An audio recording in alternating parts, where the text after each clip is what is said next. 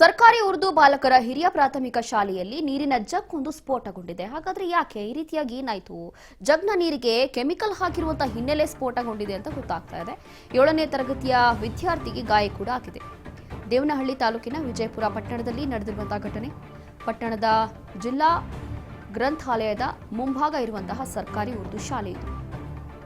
7ನೇ ತರಗತಿ ವಿದ್ಯಾರ್ಥಿಯೊಬ್ಬ carbon chemical ತಂದು ಶೌಚಾಲಯದಲ್ಲಿ experiment ಮಾಡಿದ್ದಾನೆ. ಈ ವೇಳೆ ಸ್ಫೋಟವಾಗಿ ವಿದ್ಯಾರ್ಥಿಗೆ ಗಾಯ ಆಗಿದೆ.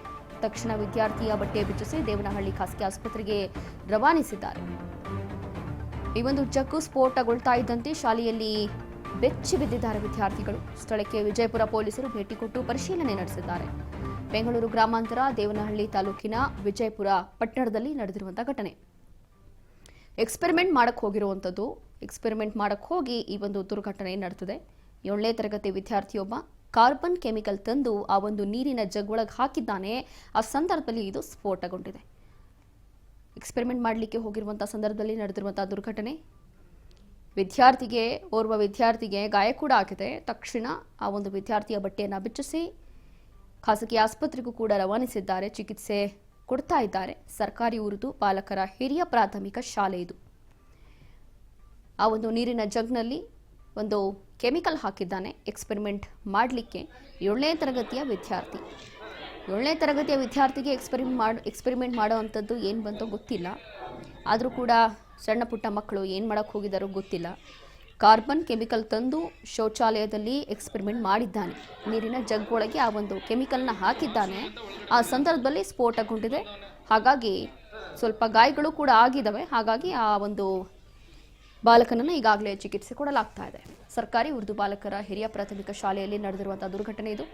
ಕೂಡಲೇ ಪೊಲೀಸರು ಆ ಒಂದು ಸ್ಥಳಕ್ಕೆ ಧಾವಿಸಿ ಪರಿಶೀಲನೆ ನಡೆಸಿದ್ದಾರೆ. ದೇವನಹಳ್ಳಿ ಖಾಸಗಿ ಆಸ್ಪತ್ರೆಗೆ ಅವನ್ನ ಚಿಕಿತ್ಸೆಗೆ ರವಾನಿಸಿದ್ದಾರೆ. ವಿಜಯಪುರ ಪೊಲೀಸರು ಭೇಟಿ ಕೊಟ್ಟಿದ್ದಾರೆ. ಬೆಂಗಳೂರು ಗ್ರಾಮಾಂತರ ದೇವನಹಳ್ಳಿ ತಾಲೂಕಿನ ವಿಜಯಪುರ ಪಟ್ಟಣದಲ್ಲಿ ನಡೆದಿರುವಂತಹ ಘಟನೆ.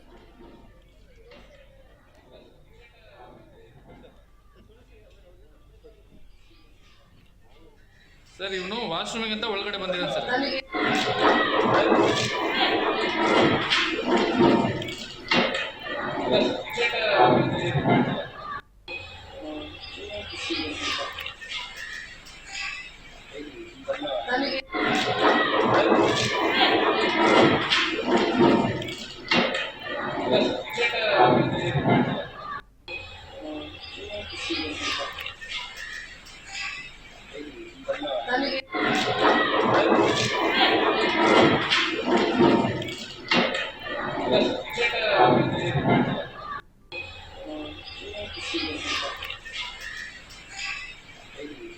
Dale.